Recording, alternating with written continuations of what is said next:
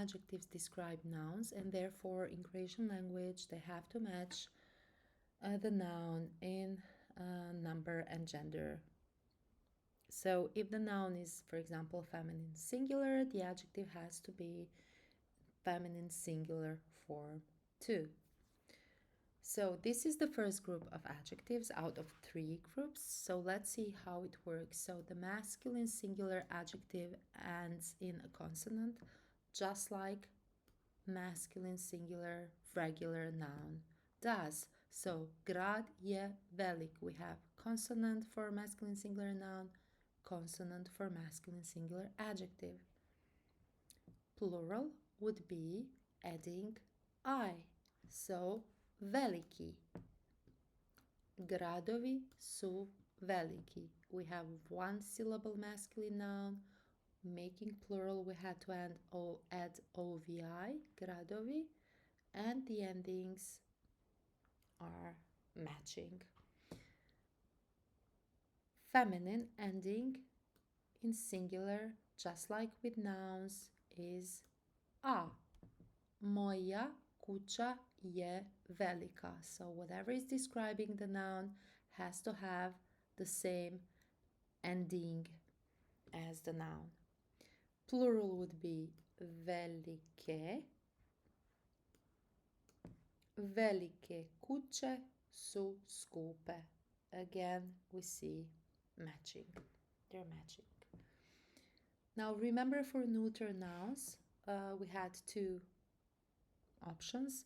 Nouns that end in O, like vino, and nouns that end in E, like more. Adjectives in neuter singular have only one form, which is O. Plavo. Nebo je plavo.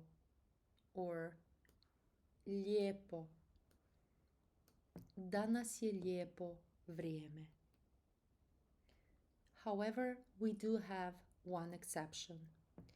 If the adjective in its masculine form is singular, which normally ends in a consonant, but if that consonant is Croatian letter ch, ž, sh, j, or j, the adjective in neuter singular, instead of the ending o, would get the ending e.